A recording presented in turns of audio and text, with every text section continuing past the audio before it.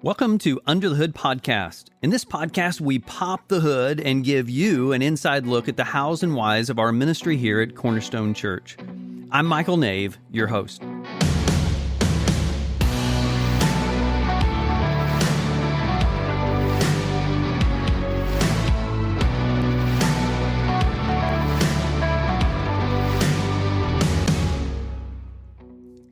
Well, today's episode might be called What's Behind Door Number One, or maybe Under the Roof, because we're going to talk about this incredible facility right here at 2701 Walton Way that we call Cornerstone Church. So we're going to take a journey all the way to how did we get here and what is this special facility that God has given us. And some of you have heard the abbreviated version that I've given during First Steps, but today we're going to tell the whole story and I'm going to get some help. I am joined by my friend, one of our pastors, Jason Thrash, and he's going to help me give us a great look back. Jason, really appreciate being able to have you here today. Yeah, it's great to be here and excited to talk about the facility and something that I enjoy doing, and really one of the ways that you and I kind of met each other and really got to know each other. It was so working in this building. It was. So when you think about this important voice you add to this conversation,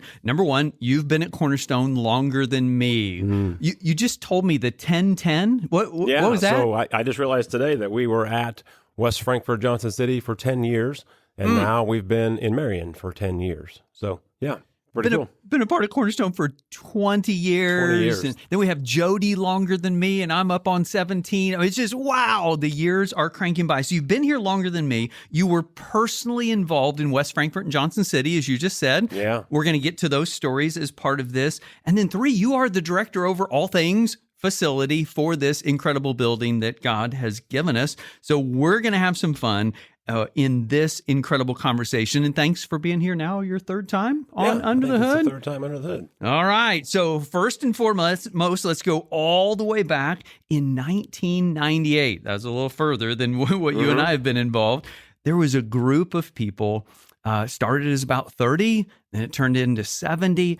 And their prayer was, God, are you asking us to start a church? All the way back to 1998. And soon after that, God affirmed that they were to do that. And our very first services as Cornerstone Church took place in the banquet hall. Now, this was totally before you and me, but we've heard stories about the banquet hall. Yeah. I'm glad that my team never had to do the things that they did and wiping up the beer spills from the night before. I think it was a BYOB dance hall type facility. So, yeah, we never had to do that. No kidding. And so this was a banquet hall right next to the Rural King. You'll still see some places, retail and rooms that can be used for various things right there next to Rural King, which really gets the irony started early in this conversation because the Rural King building was the first Walmart here in Marion, and you and I are sitting right here in the second Walmart. More to come in just a moment. But the banquet hall was our very first place. Now, we just rented it on Sunday morning. As you said, there were some nasty spillovers from the night before, parties over the weekend. But that was the very first building that we ever used to have worship services as a church. Now, the second location was in what is now the Napa building right across from the VA hospital. Now, with that, it was ours, like 7 days a week. It was still rented. We did not own it, but we had access to it, exclusive access to use it as our church. And I've seen pictures of some of the guys building the stage, some of the early Easter services that were there. And so we had that building to be able to use. The interesting story of that building is I'm told that the people that were in it right before us was a failed internet grocery store. If they had just hung on, we could have had Amazon right here in Marion. Okay. So that shut down. We got a chance to use it, and we were there for a season. And then we moved to our third building, and this is the first one we owned. And this is the place where you and I worshiped at Cornerstone for the very first time. Right. So you came 2004? Does that sound right? 2004, yep. We had been attending in West Frankfort, and then I don't know, we had been started looking and heard about this church that might be coming to West Frankfort. And so we went down to Marion to visit, and we were just real excited about what was happening. And so joined a little small group that was going to be the plant team. Yes. That was headed to West Frankfort, and the rest is history. I love that when I got involved, the church already had this passion for the region. Like, Lord, where are you calling us to be able to spread the love of Jesus in this region? So, yes, West Frankfort had already started. And when I came, that was actually where you guys had a little search team, and I gave a kind of a rehearsal practice sermon in front of you guys before we ever did an in view of a call in 2007. But before we go into West Frankfort, that facility on Bainbridge Trail was the old Samples Plumbing Supply pole barns. And before us, there was a group that connected the pole barns, renovated them, and yeah, way back then, it kind of had a little bit of a compound maybe look about it. And yet it was it was our first building. First building, yeah. You know, and many of us know our first house or our first fixer-upper. Like, that was the story for Cornerstone. And now as you zoom way on ahead, just so excited to have Journey of Southern Illinois in that facility. They've made it look so nice. Wonderful church that still operates in that building that we formerly used. But now let's jump to West Frankfort. So we've got that place there in Marion. After I got to come, we got to do multiple services. Then we were doing Friday night and Sunday morning, kind of did some expansion there. But let's jump over to West Frankfort. You guys had already started. You were right there next to Glottage Honda, right there on the main drag in West Frankfort. Tell us about getting that building, fixing it up, because that's an important part of our story. Yeah, it was just a storefront right along Main Street, right next between Glottage Honda and the VFW. Just spent multiple days, multiple evenings in there. Turning part of it into a worship area and part of it into a kids area.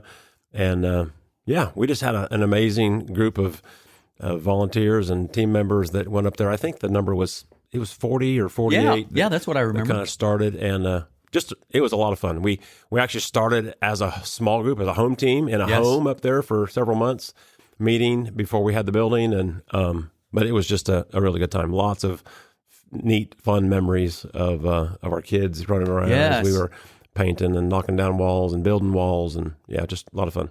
I still remember in a really special way being there and being at that facility. Just so exciting to see what God did and to see that group grow from 40-something to 100-and-something, and then we began to run out of room. We were known in West Frankfort for that church that had popcorn and soda. Yes. Still hear stories about that, yes.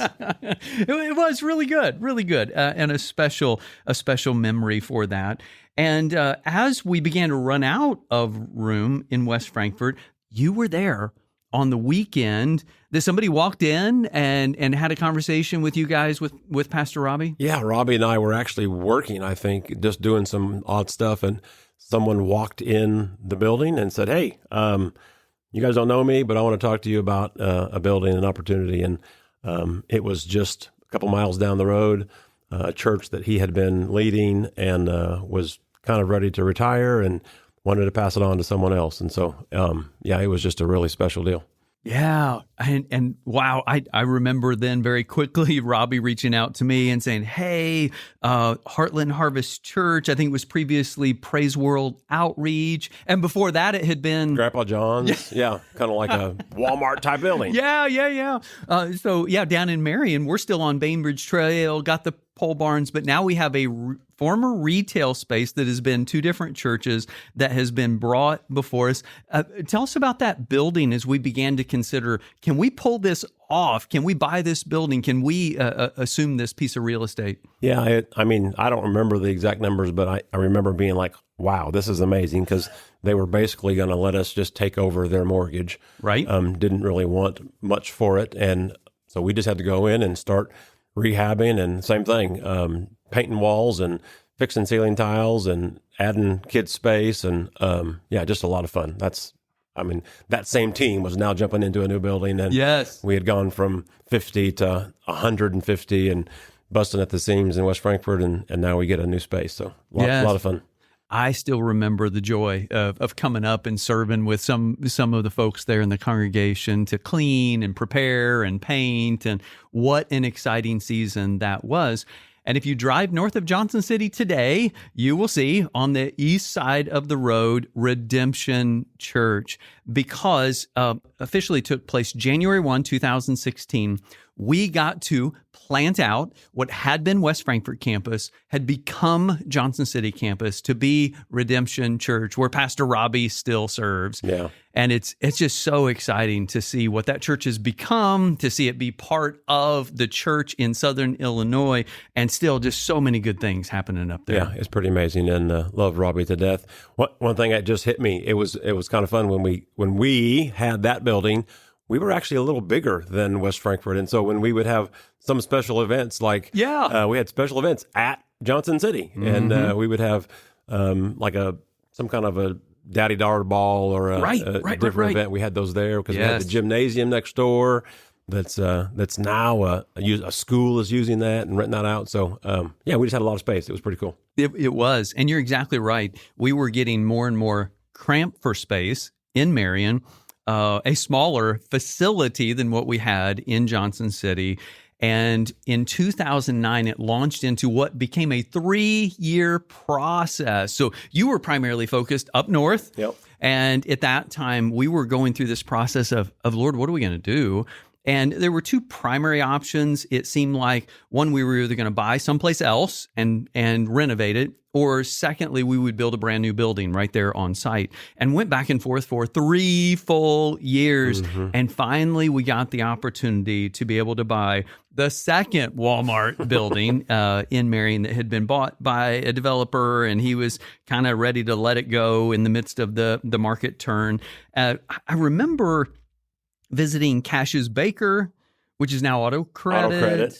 I remember a property down Halfway Road, which now has Futiva and some other places in it. I even remember a conversation. We drove all the way to Mattoon and had this property swap conversation with Rural King of them buying the second Walmart and us taking the first Walmart. But by God's grace, in 2012, we voted to purchase this facility and began raising money.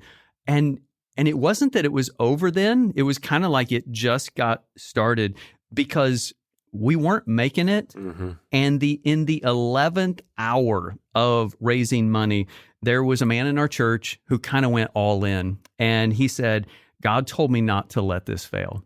And he pretty much pledged it all, to be able to make this work for us. And then there was a new couple in our church. At the same time all of that was happening, God told the husband, they'd never been to Cornerstone before yet. God told the husband, leave your home, referring to the church where they were at, and go to Cornerstone. And his wife worked for a bank that stepped up to give us financing when the first bank said, nope, we don't have confidence in loaning you this money to buy the Walmart. And it has been just a spectacular relationship ever since with our bank. So before it was ever our church building, we bought it in 2012. We moved forward with all of that. But here's where the story gets even more fun. Before it was ever a church, it was Renew's secondhand store. So tell us about Renew's utilization of this building beginning in 2013. Yeah, so when Renew started, it was just a very small corner. I don't know what that square footage was, probably 60 by 50, something like that. And it is now, the store has now bumped out 3 times, the actual store. They have taken over a big chunk of the area for sorting and storing goods and all that type of stuff. And I think they're currently in about almost 34,000 square feet of our building. So it's just an amazing ministry and just amazing to see what they are doing in our region. Okay, so in perspective, the whole building's 118,000 square feet. And you're saying about 34,000 of our 118 goes to Renew. Right. Now, let's put that in perspective, because from the very beginning, Renew has, first and foremost, had use of the building for free. So Cornerstone doesn't make a dime off of Cornerstone's use of part of our building. And secondly, 100% of the proceeds from sales go to fund ministry. We don't profit off that either. Hey, 34,000 square feet provided from this building by our church. Hey, Jason, what's that worth? Yeah. Well, we have a facility in Carbondale that we do pay for. And so if we just use that as a gauge, it's about $25,000 a month that we would be paying for this space if we had to pay for it. Wow. Okay, so just based on the lease from our Carbondale Renew, you're saying that by providing this space for Renew Secondhand Store as part of our building for free, no cost, that we're adding value to the store to the tune of $25,000 a month. A month? Yeah. So here's where the math starts to get fun.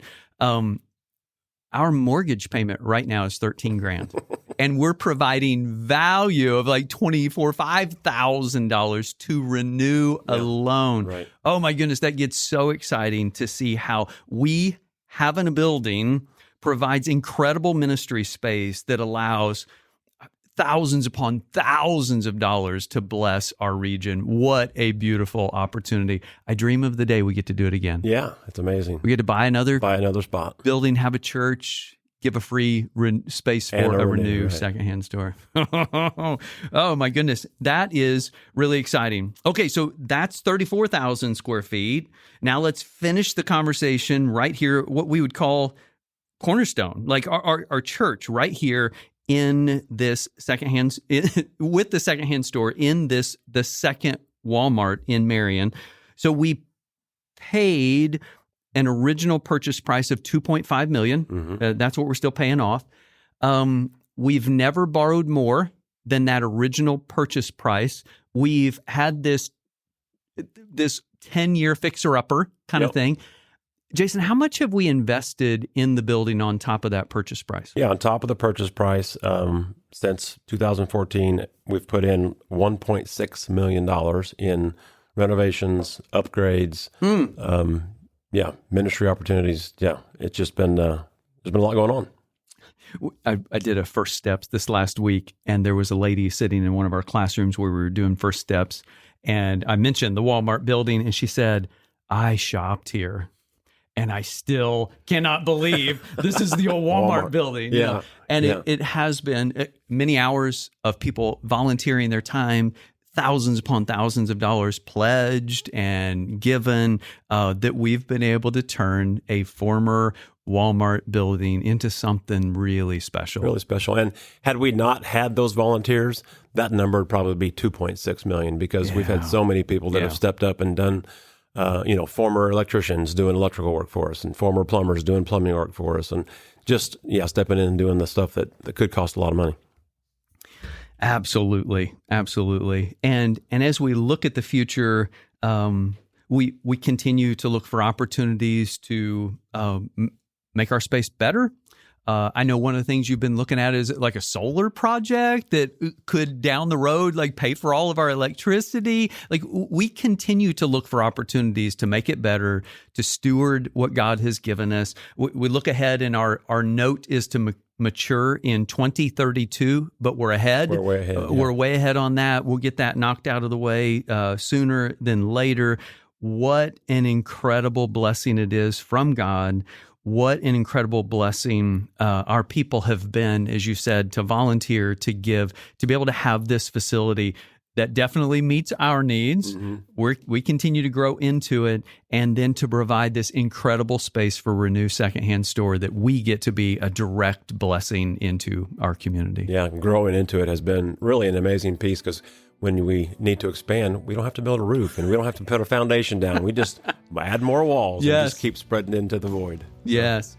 What a beautiful vision and what a beautiful gift that we get to celebrate. Jason, thank you for being here today as we got to pop the roof off and take a look at all of these different facilities and specifically this second Walmart in Marion, Illinois. Yeah, it's been a pleasure.